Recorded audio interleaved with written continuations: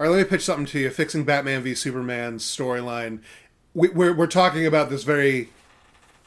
We don't care for this, but like Batman needs to go after Superman for whatever reason. I feel like going off of what you said, it could be Batman thinks Superman's too dangerous to just have around with like no like counter. He just makes it. He does the thing that he does in everything, where he just makes his countermeasure plan. And then Lex Luthor finds out about Batman has a countermeasure plan for Superman, and then that's how he plays them against each other, by getting that information to Superman. Yeah, and he's like, bro, what the fuck? And Batman's like, okay, hold up, I can explain. And then Superman's like, there is no explanation, I'm gonna beat your fucking ass. Even if Batman's like, I don't have to explain to you, you know why I have to have a plan for that. That's even better! And Superman's like, well, I can't just let you have a Lance of Longinus Evangelion, like, fucking kryptonite lance. And then they fight. And then we mash our superhero action figures together. My favorite, I don't keep up with the channel anymore, but How It Should Have Ended on YouTube.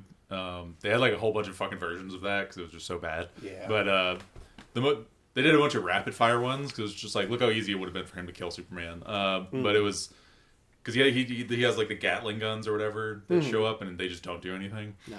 And then so it's they do their little animation where that plays out, and then the guns show up, and the Superman's like, really? And then it goes, he's like, ah! And Batman's like, kryptonite bullets. Yeah, I'm a billionaire. Got his ass. Yeah. I had enough to make into a spray can that I filled in a lead gas canister. All it would take. Yeah, it's. I mean, they always explain like how rare it is and everything, but even explaining how... if it's rare, you only have to do it once. Yeah, I know. I drop my $1 billion wad and end him. Like, that's what would happen. But, I mean, it's not good for, like, comic book. That's not a good story, yeah. Just, like, and... So what got us talking about all of this is we talk writing because I like to pretend that I'm a writer. I have an opinion that I think should have rocks thrown at me for, but I'm not going to stop saying it. I think I should be stoned for it, but I will continue to stand by it, that writing isn't hard enough for these things to be this bad. I just sometimes wonder where these writers come from. Like, what level of groupthink or nepotism? Maybe I'm being too cynical here, but, like, I just sometimes wonder, like, how it's perpetuated, because, writing in the last 10 years does seem like it's gotten pretty fucking foul. I mean, not everything. There's still plenty of great things. There are still plenty of great things, but stuff that I feel like should be good and has money behind it. My thought is like, well, you have so much money behind this. Why is that not reflected in the writing talent? What ego? What's going on here? So one of my pitches was, I think Snyderverse movies, the ones he was involved with for DC, are bad because he just doesn't understand the content. No, not at all. And presumably the people around him don't either, somehow. I mean, Zack Snyder is so beloved as like an auteur now, where they're like, well, he knows what he's doing. And frankly, I'm on the other side of that, and I think Rebel Moon proved he doesn't know what he's doing. No. But he can make good things. Like he can, and he did. But, and that's, like, maybe those movies could have been good if they weren't DC Comics movies. You know what I mean? Yeah, exactly. And he had mentioned this before we started recording. One of the issues with those movies is that Dan Schneider doesn't understand comic books. Zack Snyder. Oh, I'm sorry, Dan. Yeah. Well, I don't think Dan understands comic books. So. Fuck. Oh, man. Quite the slip there. But yeah, I don't think Zack Snyder understands comic books.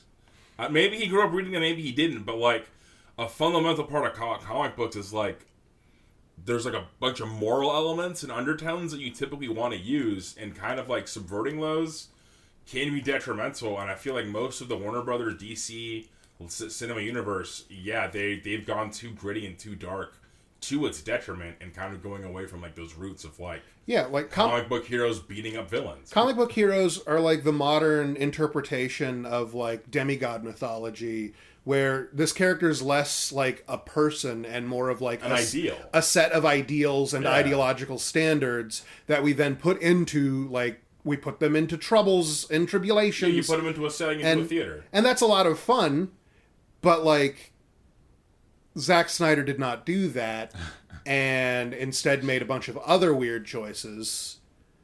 So, I don't know what he was going for with Man of Steel. I think maybe just a more like gritty version of the original like Superman. Yeah. Not original, but you know The old Superman movies. Yeah. Yeah. With what's his face? Yeah. Whose name I can't remember. R.I.P. Oh man, the paralyzed man. You won't have it on me. Was it South Park base? Yeah, I'm playing through the episode in my head. I have to go into my mind palace. Not the best memory to remember him by. Yeah. But, Yeah. Well, anyway, I think he was maybe trying to just do a grittier version of that. But the Batman v Superman thing I said was, it's clearly inspired by the Dark Knight Returns series by Grant Miller, right? I believe so. Who is known for making edgy things. Yeah. So it's a very darker version of Batman, and it's like a bleak future Gotham, that sort of thing. And it's like he just kind of took Frank Miller, okay. Frank Miller's the Punisher guy, right? One of them, yeah, I think. and this was very a Punisher almost Batman. Yeah, His that brutality. adds up. And That adds up. So it seems like Snyder just kind of tried to take the aesthetic and then like the feel of that, and then Well said. Well said. it just didn't work because Yeah. that's a what if scenario. That's like a splinter timeline thing. You can't use that to represent The like, baseline. Yeah, like It's also a splinter timeline thing that has a massive difference in the like power scaling, which makes your story not work really. Because Superman in the Snyder movies is so powerful that like when he shows up in Justice League, the main villain hitting him with his power axe. He's a 12-foot tall alien monster man in incredible like Decepticon armor. And then the axe lands on Superman's shoulder and he brushes it away. And with the flick of a wrist, the main villain is just through the wall like, ah! Looney Tunes style. was it Steppenwolf. Yeah. Yeah. And No, like, he should be able to put up a fight. he should be able to put up a fight. But more importantly, it makes nothing else make sense in any of the movies that Superman is this powerful. Gets into whole things. You gotta. Power How did he scaling. get there? Was it through a boom tube? Because that matters. Boom tubes scale you to the universe you're going to. They do? Yes. That's That's a very convenient writing device. Good job, DC Comics. all of the outer gods and the realm of the gods which exists outside of the DC universe. Like That's why when they show up, they're not just an Yeah. actual god. no, all of them are larger than the universe Yeah. in that realm. That's why they show up as dudes in weird chairs and whatnot. So the boom tube just makes it so you can just go there, which makes you the appropriate size. Huh. So when you do the reverse, it also does the same for you. So that's why like when Superman goes there, he can fight them, is because it makes him outer god size. Huh. Okay, I didn't know that. I didn't know how it worked. Sorry, DC nerddom for you there. And with that, welcome back to Scryer's Room. I am your Yeah. host, Famfare. I'm Kevin. I'm Mario. And today we wanted to talk about a little gem that Mario found and yes. showed us. A series of episodes of a show. Is it a series, a mini-series? What would you call it? It's definitely a series. Yeah. It just starts Because the off. first season is a series of 4 mini-movies. It's like all of the above. Yeah. As I understand it, the first season is 4 made-for-TV movies that And then- that act as season 1, and then and then it becomes like seasons. an actual like show proper. It's got 4 seasons. It's called the Lexx with 2 X's. Just Lexx. Lexx. The Lexx is the MacGuffin in the show. Yes. The titular. It's like a spaceship Yeah. or something. So open scene with some guy with the craziest coiffed pompadour going down like a lion's mane down his back, flying a space dragonfly, and they're singing some sort of war song as they're flying against a satellite that's obliterating their planet with space lasers. Yeah. So automatically I am enthralled. This is some sick, nasty nonsense. Granted, it's from the 90s, so like the props and like the budget is like... It's a 90s made-for-TV movie. Deliciously bad. It's so good! It's so wonderfully bad. I love it! It's compelling. It looks like if every episode of Doctor Who that like the modern Doctor Who, where they put a lot of budget in because like this is a big like end of season event. That's at least every episode of the first season because they're movies, and it's great. Yeah, dude. Yeah, and I stumbled upon it because I've been just watching sci-fi stuff because I've been trying to take a break from looking at orc stuff because I'm still doing that. He's obsessed. He's obsessed. And yeah, I've been like spiraling into madness. But I was like trying to not do that, and then so I was just watching sci-fi shows like Star Trek, Farscape, whatever. And then I was just looking around, just browsing the episodes, and then it was Lexx, and then it had I don't know the actor's name from Clockwork Orange. He's the main guy. Oh man, I don't. He's an old man by the time Lexx is going. Is he the guy that's like the beta? That's like the guy that gets. So bringing it back to South Park, No, he brought it up. I think he just plays a minor role, but he shows up on the little like show banner thing when you're scrolling through. Okay. And so I was like, well, if he's involved, this is probably a legit program. Well, there you go. There you go. Thank you, guy, for existing. I believe it's Malcolm McDowell. Yeah. So I was like, I know him. And like he's a good actor. Yes, that guy. Yeah. And so I just threw on the first episode, and then within like Tony was saying, within like first 5 minutes, I was like, what the fuck is happening right now? Hell yeah, dude. And then within like 15 to 20 minutes, I was like, this is 40K. Yeah, this is Warhammer. It's great value 40K. That is the point that we're getting to, ladies and gentlemen. And I was like stunned. I was like, how do I not know about this? Like, how did I not know about this? Yeah, like Lexx is great value 40K. Instead of the God Emperor, it's his shadow. And much like great value brands, it's still pretty perfect. It's very fun. They have servitors. Yeah. It like does all the 40K things, but then it just calls it other stuff. Like, yeah. They have an Imperium. They have they're like protectorate of 20,000 worlds or something. It's like 20,000. The insectoid empire or something with no insects. I don't know. I think their tech is all bug based or something. Like it's what it's wacky. It's wacky. Doesn't make there sense. is also like a good deal of like British humor going throughout. Yes. Like one of the main characters is introduced as a overweight and like they put makeup on her to exaggerate her features to make her look like you're supposed to get she's an ugly woman. Yeah. They don't want you to be confused about that for a second. They go out of their way for that. They give her a big old mole, all the stuff. Yeah. Mysteriously in a wedding dress. And then you find out that she's been sent to... You have refused to perform your wifely duties. Yeah, which was because when she was supposed to get married, the guy was like, oh, goodness, you're ugly. Her like 15-year-old to-be husband. Yeah, it's just a snotty, spoiled brat, nobleman asshole child. Yeah, and he's like, "You're ugly as shit," and she punches him right in his face, which is a crime, and so now she's being sentenced to become a sex slave at a monastery. They called it a love slave, but we all know what that means. Yeah, and they put her into the they put her into the make you hot machine. Yeah, the hot press. The make you hot press tickled the fuck out of me, like a bro. panini press. Yeah, dude, it was crazy. And it's because of shenanigans, because of our mysterious rebel hero who's broken out and is causing chaos. The process gets interrupted, so that it didn't get to put the conditioning. Yeah, They just made her hot. They didn't change her personality. Yeah, so it's funny. So the make you hot press comes down and like it's like going over like the options or whatever. Yeah. And it specifically goes over and like highlights her hair and then her pubes, and then sets it to white. And I'm like, wait, what? Yeah, they give her silver hair. Yeah, and the little character creation screen is like a little like wireframe of her. Yeah. And then as they set her hair color to white, dude, wireframes for days. Going on they have so many wireframes. Yeah, pinnacle of wireframe technology going on in Lexx. If you like seeing just what something basically looks like, Lexx is the show for you. Let me tell you, Lexx has great aesthetics all over. Oh, yeah. Fantastic! The fact the evil emperor man, who I'm a little unclear on his deal. He's like a gestalt of brains, maybe. Yeah. But he like was wrong, so he's now evil.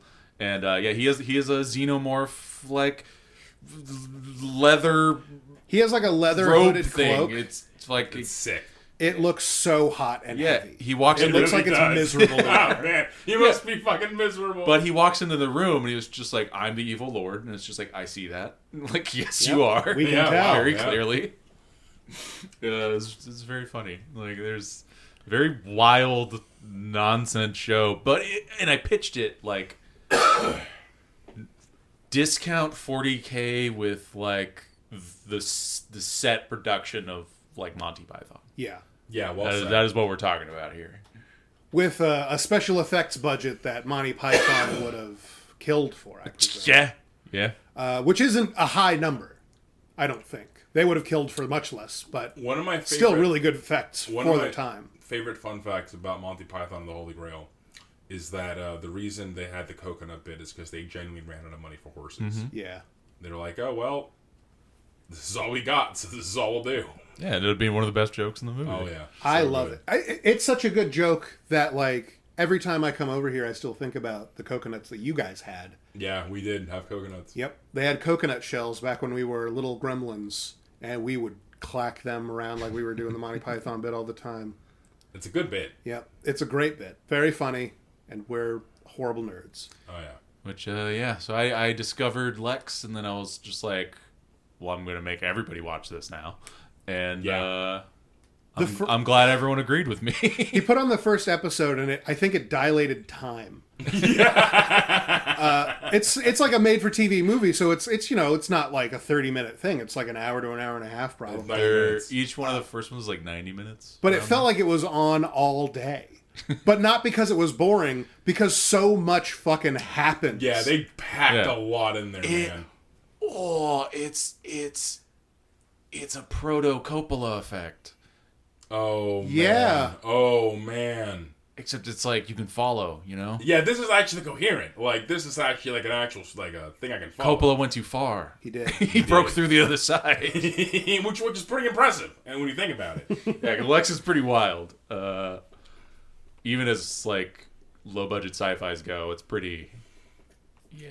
God, it's spectacular. In terms of low-budget sci-fi shows, I will say, like, we rag on the special effects, but the set design, costume design, prop design, immaculate, on point. Which is, like... Even the shitty green screen, like, arena that they put us in, because of, like, everything that they do with it, they handle it correctly in a way that modern television has taught me to believe is now exceptional. Which is like, we're making fun of it, but I want to watch more. I do. Oh, absolutely. I definitely do. I will be watching more. It's like, People often think I'm making fun of things that I love because I use comedy to express myself. I can't stress enough that Lexx rules. Yeah. A parentheses complimentary. Yeah. Yeah. Exactly. which also, because I don't think we haven't watched more of Lexx since then, or at least I haven't. But I'm watching Farscape, and that's also very good. Oh yeah, it's very weird. Farscape is a fucking classic. It's like a combination of Star Trek Next Generations and Stargate SG-1. Mm-hmm. Oh wow, okay. I'm super into that. And by the way, I love Stargate SG-1. SG-1 is phenomenal.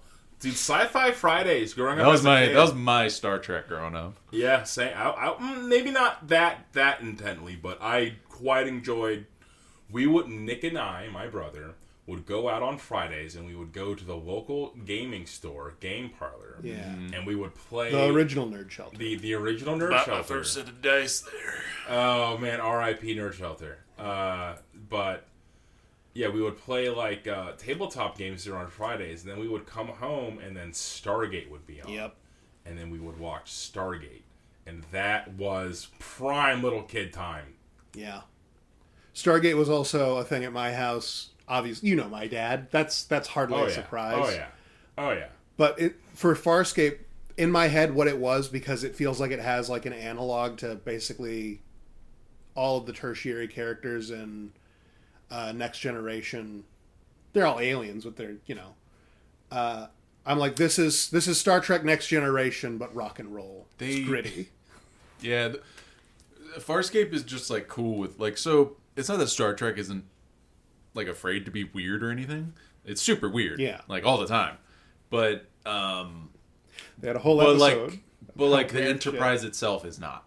No. Yeah, like everything that is like the Enterprise. You can see how we got here. Like requires very little explanation because it's the fancy machine that does that. Like this is the future, but this is still very like I know what all this is. Yeah. Whereas Farscape is just like everything's just really fucking weird. Yes. Everything is weird, turned up to if not 11, then at least 9.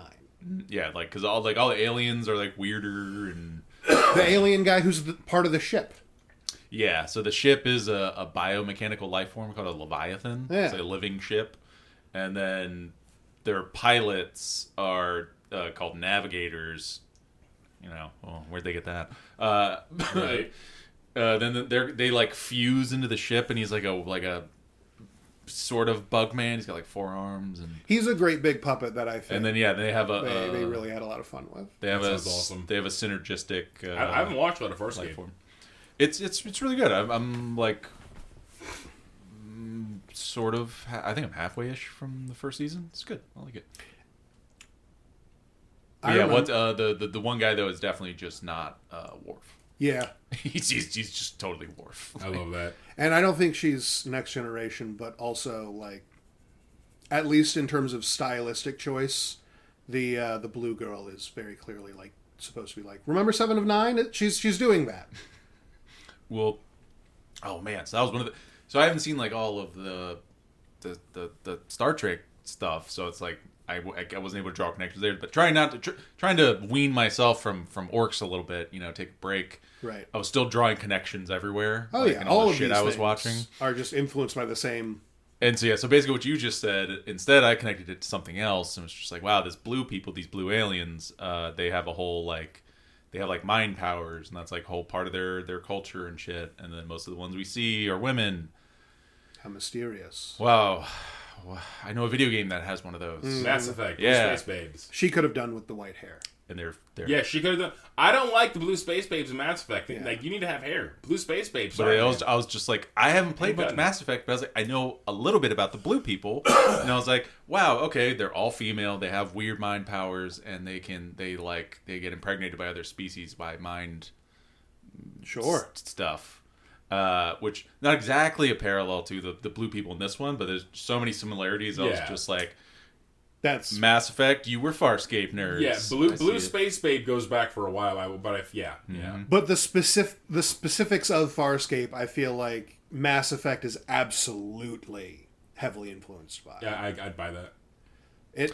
I mean, I don't know enough about either of them to draw any other connections, but I was like, I know about the blue girls. I played the first Mass Effect. I really enjoyed it. Played the multiplayer of 3. I know one fun fact about maybe I'm getting this wrong, so don't quote me, but I'm pretty sure the blue space babes in Mass Effect, part of like the insidiousness of them is that you always perceive them as your species, like closer to your species than they actually are. With mind powers. So like a Krogunk would like the big old like lizard toad eyes. She would have a toad face. He'd be like a diesel chattly lizard toad faced guy, and that because that's hot to them.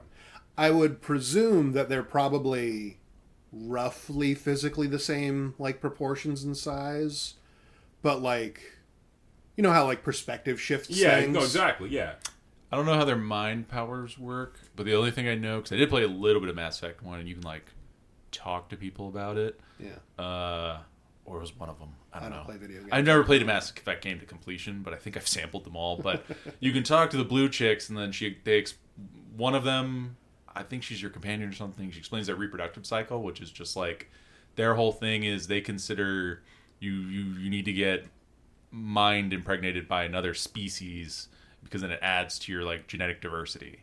Makes sense. So apparently that's part of their life cycle, and then but if two blue chicks can mate with each other, like they can do that, but it's considered like faux pas or like a incest, taboo. Yeah. And then so she's one of those. And so she's treated as like less than because she's like an incest baby? Because she's pure blue person. Yeah, that's sad. Huh? I didn't know that. Which is a weird. I've never seen that. It's a weird one, but that is interesting. Huh? Sci-fi gets weird. I like it. But it made me think of that because the blue people in Farscape can do this whole like have mind sex, I guess. Yeah. But it like. You like soul bond. It's soul bonding from Rick and Morty. It's literally that. I'm bonding. Yeah, because they're just like like it, and then like you also feel all the terrible shit that they have in them too. But the baggage and the trauma. But yeah, at the end of it is the whole point is like you're each left with like a piece of each other, and now it's Yeah. just like Mass Effect blue chick, mind sex. Yeah. Yeah, God bless. I bet we would all sound a lot more authoritative on these subjects if we remembered any of their species names. Yeah, right? Yeah, dude. Would help a shit ton. Well, not like I want to say too Asari. familiar. I want to say Asari are the That blue sounds space right. babes Yeah. from Mass Effect. Asari could just be her name for all I know. It's Tassoni. It's like Laura or Lara Tassoni, something like that. I half remember all of these things. Oh, Yeah. should we say? Isn't the theme today is weird sci-fi? Yeah. Oh yeah. So our theme today is weird sci-fi. And 25 minutes in. And I don't know if we mentioned it yet, but I don't think we We did not. And then I also I'm starting the One Piece reread with the Romance Dawn, the prototype to One Piece before he made that, and I'll get onto that in a little bit. Although technically, One Piece could be sci-fi. So Oh man, yeah. There's like a space shit going on. All right. So I forgot about this. if Depends how loosely you define sci-fi. There are space pirates. Let me tell you, my theory is And robots and shit. is genuinely that this planet in One Piece is the result of multiple species colonizing a planet post, and then like that planet has gone through an apocalypse already. And that's why all the people are weird different sizes, because they've been interbreeding with different species and everything. And that's why we have like double elbow people and the angel people that live in the clouds. And the reason I believe this hinges heavily on the fact that we kept getting chapters of like, this is what's going on with Eminem on the moon with the Moon Men. And then aliens show up. Yeah. And they're like, not only are there space pirates specifically are the same kind of thing as they are on your planet, which is not a historically accurate representation of pirates. It's like a weird space anarchist thing, but also we're coming to attack you, and this is a regular occurrence. This isn't special. This isn't considered we're invading a completely unarmed planet. No, this is regular. We're coming at you again. Yeah. With violence. And then he But- shoots lightning at them. But yeah, but then the space pirates never expect the man made of lightning. No. Never, not once. Which presumably is based off of whatever technology one of the species had that made them a intergalactic race. One would think. Which he doesn't care. No, he does not. That's not relevant to what He made he's at. delusional claims, and then by his perspective, he proved them true. Yeah. He is God. He did it. And now he's just going And on now adventures. he has robots. His It's a whole thing. goddamn. One Piece is fucking wild, man. You guys went over all of that in a previous episode, specifically that arc, the Cloudman arc or whatever. Because it's not in the main story. Well, I mean, It's canon, but but it is not it's- covered in the narrative. yeah. If you're not paying attention, Yeah. Because you'll just glaze right by that. for those of you who do not know, if you read the manga, the cover stories where they say little side story, unless it says like it's specifically non-canon or like what if or something, which there are a couple of those where they show like some of the pirate captains as kids, all the seven warlords. That wasn't a strictly canon thing to show, but maybe it was. Yeah. You know. But everything that doesn't say that it's not canon is canon. And we know that both from like Word of God, but also the entire world's technology revolutionized because in one part of the story, they beat up this guy whose ability is to eat things and combine them. And then he produces a special material called Wapple metal, which literally is like Transformium from the Transformers movies, where it's this material can become anything else if you just program it right. And then that's why we have Gundams and shit that are being built now, and there's cloning technology that's happening, and there's cyborgs of one of the big boss guys, and that's all because of, in the cover stories, after Luffy hit him and he was like, Team Rocket's blasting off again, he landed in the middle of nowhere and he's like, I've got to start an empire here, and he starts a factory using his body, and then he becomes a millionaire, and then and he revolutionizes technology, and then the government gets on him and he has to go on the run, and now he's in the story again on the run from the government for the things that happened in those cover stories. That's awesome. Well done, Oda. Well done. Wait, isn't it he turns into like the factory thing because like his ultimate power is like he eats himself or something? So his power is whatever he eats, Am I he mixing can this up combine with with his JoJo's? body. That's his like limit break thing where he eats Okay. himself and he makes himself hot and thin. Wow. And, Okay, whatever. hot is debatable. Oh, I wouldn't say hot. I Thin. think He makes it's himself funnier thin. to call him like he turns himself hot. And then, but like things that he eats, he can just like turn into parts of his body. But once he eats himself, he's able to do all the cannons and stuff, I believe. But I'll get there in my One Piece reread, and I'll clarify. Including a power he just never uses again, which he can just eat people. Yeah. He eats two of his his guys. Yeah. And then Luffy does the ba-ba-da, and then they blast off, and then later it's just like, wonder what happened to them. I don't know if they show up again, but they don't look fused anymore. So yeah. Wobble. They might just have been digested. Munch fruit. Real weird. Yeah. Very weird. And I feel like this is very related to weird sci-fi at the very least, because in terms of like the way that like weird sci-fi, especially like sci-fi from the 90s happened, is like we have like a new piece of technology that like you understand what it does, but how it does and why it does and the result are not necessarily what you think. And frankly, the concept of devil fruits in this, the concept of hockey in this are like, okay, I understand how that builds off of itself, but then it becomes a little bit weird. A little bit, is it related to physics? Is it space magic? Who can say? And weird sci-fi loves to blur that line between space magic and is this just physics?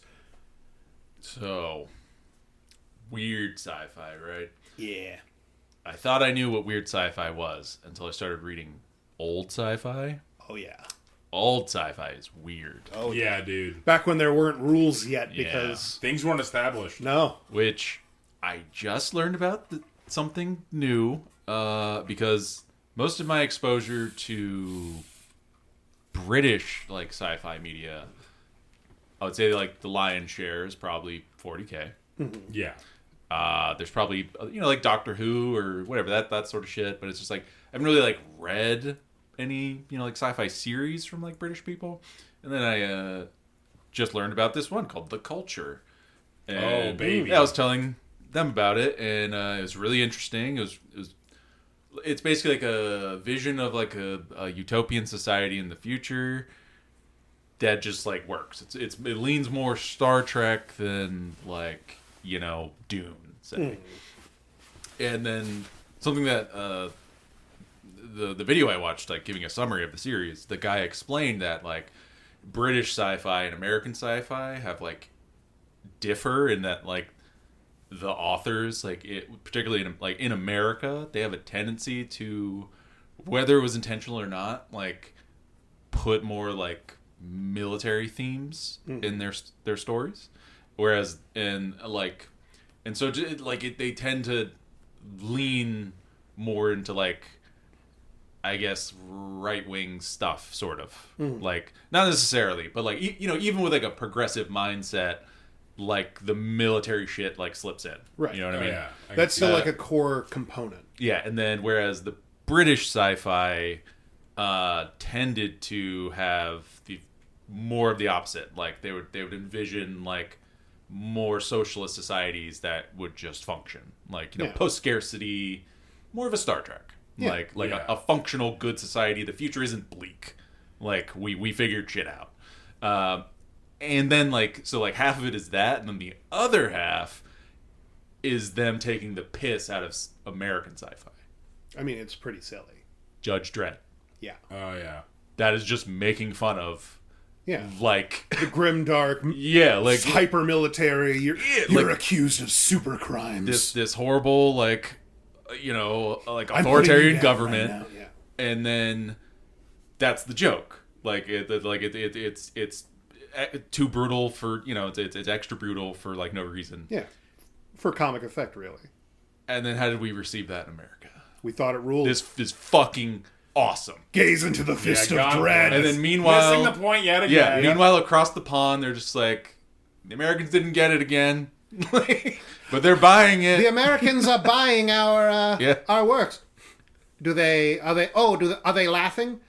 I didn't take them to appreciate satire. Yeah. No, they're not laughing. They're mostly clapping their hands and saying yay. Yeah, encore? What do you mean encore? And then hearing that explanation, I was just like, no shit. Like, and so many things like clicked in my brain because like even the more progressive guys, I guess, like I don't know too much about him personally, but Asimov, like his stories are like, a lot less bleak than some other people that like contemporary at the time, you know. Yeah, like iRobot, I'm pretty sure is pretty bright future.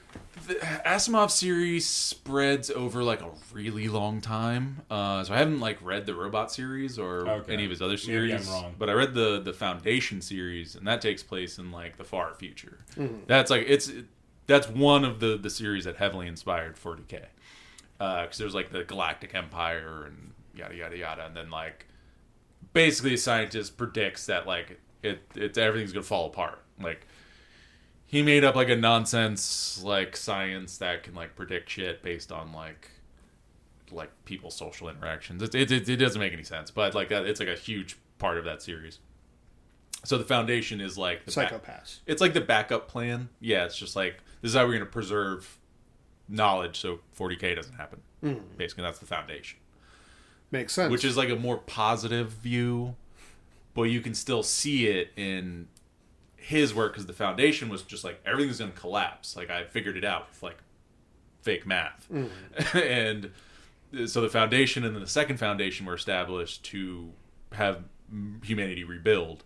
But then like throughout the series, like the Foundation continues to build up into like like a kind of like its own state, but then it's fighting off like pocket empires because everything's shattered and there's a power vacuum, and so it's like they still have to be like militaristic sometimes, but their biggest thing is that they manipulate people via basically their thinking. Like so that's like how one of the leaders of the Foundation during when they're still building up is they manipulate an aggressive like society into believing. Basically, they Bene Gesserit them. They create a religion for them and convince them that like the Foundation is like the source of that, basically, and then turn them into. And now they don't want to kill us anymore. Yeah, and then they flip them. Yeah, and then the reasoning being is just like I didn't like have to be violent. You know, which that particular character, which is a really good quote. His particular saying is, "Violence is the last refuge of the incompetent." Yeah, that's and so that's his whole thing. If you don't have to, like, don't. And I hold that to be true. Like, but you can see how it's like, this is like a air quotes positive view in the future. Yeah. But everything is collapsed. Everything's collapsed, Like, and even though he's not committing violence on them, he's just convincing them to do violence. Yeah, and then he's not it's still violent times. Yeah. He's just not being. And then so like he's just not getting his hands dirty. But but you compare it to a different series, say Dune. You have a lot of the same story elements, but they're also wildly different. So it's like in Dune, you still have the Imperium, like of man, or I forget which is which. One of them calls it that, the other one says Empire. But either way, it is the Imperium and Dune. Okay, so the Imperium is seems to be a stable galactic force, because Frank Herbert's reasoning is that like all societies eventually revert back to like feudalism. He's got like a whole thing. I don't know. It didn't make any sense to me, but that's why it's like nobility and shit exists in the galactic empires, because feudalism just happens. He's also not crazy about going into the minutia of what that means to be a citizen of the empire. It's just about the big important boys. Don't worry about what's going on with the peasants. He has a lot of interesting thoughts, but it's like, so you can see it's like, oh, this is basically the same, and then but then you have the whole.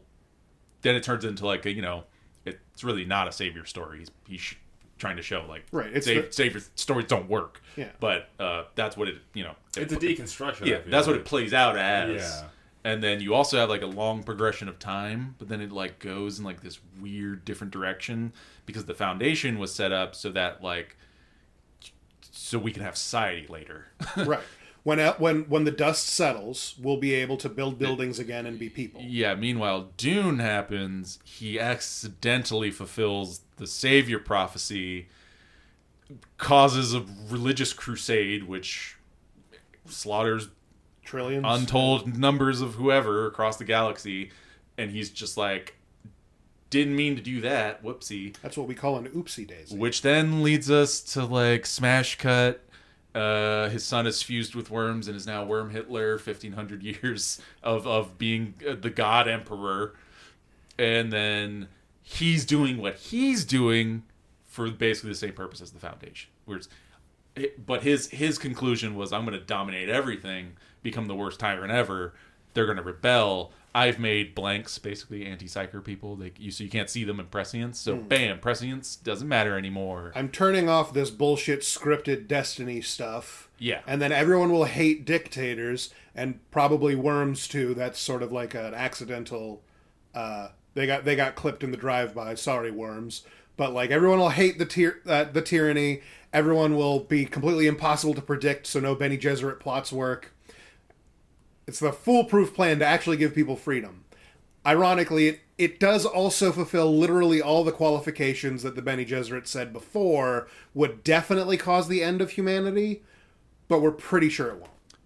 Yeah, so it goes way off in its own direction, and then his plan like works. There are these there's people who just you can't see them with prescience. So somehow that fixes the future. None of this foresight nonsense, and everything will be good eventually because like fate can't be predetermined anymore. Yeah. And apparently it is, because a lot of that book in particular, God Emperor of Dune, is told as like records being like played back basically. And it seems as though they've now become like some sort of post-scarcity society, but you don't see any of that. Right. This is all just like, this is how we became an actual like post-scarcity society. Thousands of years of war, including one guy in the desert just driving around killing dudes with a knife. Pretty good. So you can see it's just like, even when it's trying to be progressive, it slips back into that Militaristic. those undertones, and then comparing that one to the foundation, or not the foundation, the culture, where the culture is this civilization that is like a bunch of different species just came together, and then they've now created what is basically like a self-reliant sort of anarchist society, because it's everyone just kind of lives in peace. Like they don't really need they're 100% post-scarcity. Everything is done for them via AI. Like they have these like extremely sophisticated artificial intelligences that just can solve problems for them when they show up. And this also basically they have almost I always forget the name, the fabricators or replicators from Star Trek, and they're called constructors. Oh yeah, guess where 40K got that from. And they do what a standard construction unit would do, which is they can just kind of make shit like out of like make raw material. Stuff, you give them molecules, they'll arrange them into the correct order for you. They have a basically perfectly peaceful society. You don't have to work. You do whatever. You devote your life to whatever you want. You can have basically whatever you want too. Right. Like if you ask for something, like you'll get it basically. Yeah. We're post scarcity. There's no need. And they also have, I'm pretty positive this is one of the inspirations for Craft World, at least in like British media. So they like Eldar have like little artificial planets. The culture makes these too. They have like little artificial like orbital satellites that just hang out in an atmosphere, and they'll just live on there. And the whole like you can get whatever you want. You can ask for like one of those, and they'll make it for you. But that's considered like you're being an asshole. Yeah, you're asking for like it's selfishness is still not a virtue, my friend. Yeah, you can technically do that, and it's like it's like fine. You're not in trouble. Yeah, it's not like against the law or anything, but it's just like you're being a real piece of shit if you do that. I think it's probably so. Typically, they don't. They tend to they don't need like that much excess. Like their lives are they're just content. It's wholesome. It sounds like, okay, I know we said that you could learn an instrument, but this is an apartment and the drums are loud. Okay, son. Like, yeah. And this is also where like there's a huge difference, because it's like so far Star Trek is the closest comparison really you can have with this. But the culture does the exact opposite of the Prime Directive. Oh, we should be influencing these primitive peoples. If they encounter a culture that they consider to be like barbaric, right, they'll try to influence. They'll Bene Gesserit them, but like for the greater good, essentially. And then they influence they show up and then they start to they fold them into the culture by showing them just like life can be so much better. Look at all this. Look what we can do. Yeah. Like look at how cool things can yeah, be. like you have a club. That's dumb. yeah, like come be a part of it. Like it's cool. Like we want you to come. The culture. And yeah, and so it's extremely just weird, like different takes on these like extremely similar concepts, you know, and it's really weird how you're like your own like country of origins culture just subtly will influence you, even if you like. I would imagine like that author would have a conversation with say, like Asimov or something, and they would agree on a lot of stuff. You know what I mean? Yeah. Yeah. But then like their writing still came out like wildly different because So it just that's just how it is.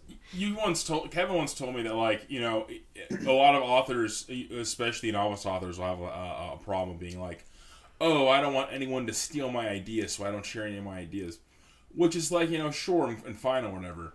But you could have two authors have the exact same idea and would write two entirely different books because they're bringing their own experiences to it. yeah. So one of the reasons the culture guy wrote the series was one because it was kind of in response to the whole like bleakness of a lot of the more popular series. Yeah. Like the American shit in large part. But specifically, another really weird one, Ringworld, by Larry Niven. Yes. So he read that and was basically like, Ringworld, as far as the Americans ones go, like, Earth is like a post-scarcity society, basically, at that point, and, like, have, like, it's good to live there, yeah, pretty much. But the story isn't, like, really about that. And, so he got like a lot of influence from that. Supposedly the ring world itself in the story, which is think Halo, but like way bigger. Yeah. And so his like orbital culture, artificial things were apparently influenced by that. But his thing was because in Ring World, like that's the result of a culture that failed. Mm-hmm. Like it's like decrepit, falling apart. Like that civilization like didn't reach any further. Whereas like the culture just keeps going. Like the story takes place over like I think like maybe tens of thousands of years. Oh my goodness. And then the culture just keeps improving. Like they just things get better. They don't have like an apocalyptic event. Like, every once in a while a character is describing how things like get better in this society and looks right into the camera like, and this is an option. Your society could just get better over time. So that could happen. So it's not like it's an absolutely perfect. Like he goes but it could improve like again and again and again and again. again. He goes into like the darker aspects of it because it's like not 100% innocent. Right. But it's like if you compare it to any of the other ones, it's just like blindingly brutal. Yeah, put me in that one. I want to. Yeah, I want to live in that society. Because even when you, so like Asimov brings up this question throughout the Foundation series, where he shows us his version of what would like a perfect space human communist society look like, and then he also is like, what would the perfect maybe I don't know, communist is right, but that kind of form of government versus like what would be like the absolute pinnacle of human like libertarianism. Yeah. And his result is the planet Gaia, which is home to a bunch of humans who are like super secret. It's like one of the big reveals of the series. Spoilers, sorry for this like 60-year-old series. But Gaia is home to humans who have been taught how to be telepathic, and so now they exist in like a gestalt hive mind. And then this gestalt has now, because they've lived there so long, grown to include every single organism on the planet, including down to like its like mineral content. Like the very like rocks are infused with. So Gaia is like a giant organism that is made up of all these individuals. Of the gestalt of every like living thing on its surface and unliving things at a certain. So they still have individuality, but they're all part of Gaia. Yeah. Perfect. And they live in perfect harmony society, yeah. They have no issues, no problems. Yeah. Wholesome. Then on the other end we have the Solarians. So the Solarians are so they show up on this planet, and there's like this massive like city industrial complex that just like is the span of like a country pretty much. And then they go in there and everything just seems automated, like there's no people. And so they're kind of just like looking around. Hello? And yeah, then it's anything they see in there is just like robotics or whatever, until like someone just kind of shows up, and it's what appears to be he's androgynous. He, she, it is androgynous, appearing to have qualities of both man and woman, and just shows up and he starts like talking shit basically, and it's just like, hello, little half humans. And it's just like, what are you doing? And they're like, they're on like a scavenger chase basically, but like they tell him it's like, we were looking for, X thing. And he's just like, oh, okay, cool. Well, this is like my land. This is I think it's Solaris or something is the planet. He's just like, I'm a Solarian. Basically we're the perfect humans. We are the best combination of man and woman. Sure. And then our society, our goal was to live in perfect freedom. Huh. So I can tell as you're looking around the big empty room. So Solarians, right? So all that area, that entire city complex is his. No one else lives there. Because anyone else being around would impinge on his freedom. This guy is literally Cartman buying the This is a whole society of Cartmans buying the amusement park. This is how they do this. Yeah. Their entire society functions like this. They each control their own territories. Each one of them has like a production specialty, and they just import and export to each other as like to maintain. And they just live alone with their robots. Yay! No lines! And the other thing, so Gaia, right? Extremely powerful telepaths. They can do like mind shenanigans. Like they could like put thoughts in your head and shit like that. Solarians, on the other hand, are like extremely powerful telekinetics. Oh, they'll hit you with something. So this Solarian, whose name I can't remember, powers that entire complex. Right. With his powers. I mean, it also makes sense that the hyper-individualistic society that is based off of these more libertarian ideas would focus on the thing that could actually affect their physical surroundings and act as like personal power rather than connection to others, And it's just like, it was just really weird. Just this idea that like, yes, I live in my city alone. This is my city. And it's like, very they weird. literally never come into contact with any other Solarians because they just reproduce by themselves. Oh. And then they just pass on all their shit to their offspring, who's basically just a copy of them. I mean, from the sounds of it, the Trisolarians... Oh, not Trisolarians, that's from fucking Three Body Problem. Solarians. The Solarians are a fully failed species. They literally can't advance anymore. They're like... They're so advanced that they've reached the finish line. Their abilities are like stupid. Because he's just going to kill them. Right. Like he was just having some fun. Yeah, it was having fun. And kind of just wanted to show off because it doesn't get to talk to anyone. Yeah. And this is just like, all right, well, tour's over. I'm going to like melt you now. Because they can just do that. It's like he was just going to mind blast them and that would have just like obliterated them. It makes all sure out. It makes a lot of sense that the Solarians being... But point being is just like Asimov presents you like his version of like, this is the logical conclusions of both of these ideas. Yeah. And then we smash cut to the British guy and he was just like, no, mine's way better. Yeah. What if everyone was friends? What about that? Well, so Gaia kind of works, but it's like the reasoning was so faulty because then eventually the like grand conclusion of the Foundation series is that this guy has to make a decision on like the future of the Milky Way galaxy, and the decision he comes to is that like because Gaia wants everyone to become part of the Gestalt to form Galaxia, which would be the entire Milky Way as one linked organism. And then he decides, yes, this is the correct choice of action. His reasoning being aliens. Oh, we need to unite humanity in case of aliens. Yeah, there's no aliens really in the Foundation series. Like the Milky Way just seems sort of only populated by humans. But his reasoning being is like, we don't know what's out extragalactically, you know? So I've been That's watching. the point. I've been watching Alien Earth, which is a spectacular series. I highly recommend.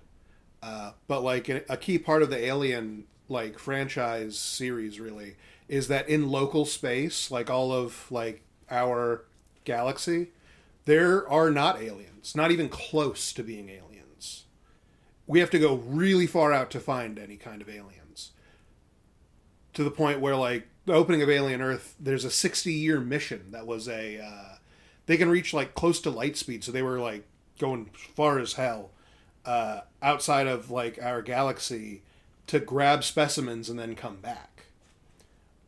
And frankly, they were able to find 5 alien life forms that over the course of the show, as you see, they're not like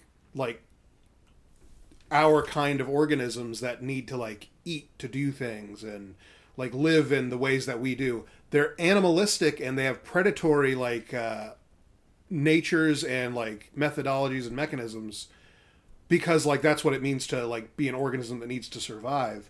But they're all like like there's these fly things that they show like we don't know what these things eat. By the way, none of these things are related to human like or like Earth-based life forms. And one of the things that genuinely is a thing we need to think about if we find aliens, we probably can't eat them. No. Like the reason that cat food... We can't even eat most things on our own planet. Yeah, well, like cats specifically, like cat food has to have an additive added to it for a lot of the things that we put in it. Not because, like, cats need that additive to survive. It's because that additive makes it so that they can actually process the nutrition because cats are supposed to... Like, they're hunters. They're supposed to go eat something that was once alive. And, like, we give them the slop in a can. And their body can't accept perfect nutrition from there. There's a reason that you can't give cat food to dogs. For the same reason. You need certain, like, markers and enzymes in order for your body to even, like, process the calories. And break it down, yeah. And break it down. There's, like, no reason to believe that we would be able to break down a completely alien species. They might not even have enzymes. They might not like have the any of the chemical same composition of what's going on out there. It could be entirely foreign to what's going on over here. For example, they could even not even carbon based. For example, the xenomorphs, who are like organisms that are based off of the evil black goo. Yeah, these are batteries, right? They don't eat. Their blood is acid because they're batteries that convert gamma radiation into energy. And the gamma radiation, for those of you who don't know, is the worst kind.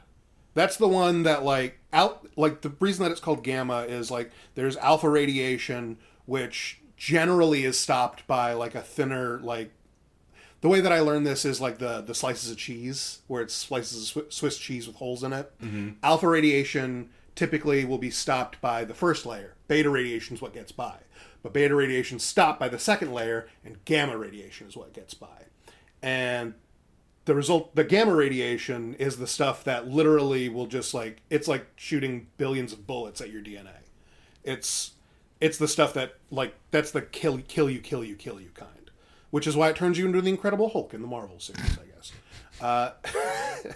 But like, absorbing gamma radiation to turn it into a battery, and then everything else that they do is based off of make more of this organism, that's pretty fucking weird. Yeah. So, we probably can't eat them, but you know what else we don't know? They might be delicious. They might. Yeah. Dungeon Meshi in space. Might find poplars. You never know. Baby. They have these flies that they like. The reason I brought all this up is there's a scene where they're like trying to feed all the creatures that they found. And unfortunately, they didn't even pick the company that has them isn't the one that picked them up from their home planet. So they don't know anything about these creatures besides that we want them and other company wants them, so we keep them. And they're trying to figure out what it eats, and they put like a slab of meat and then like a cheese grater or some kind of like computer heat sink type metal thing, and all these different materials to see like, does it eat meat? Is that even a thing?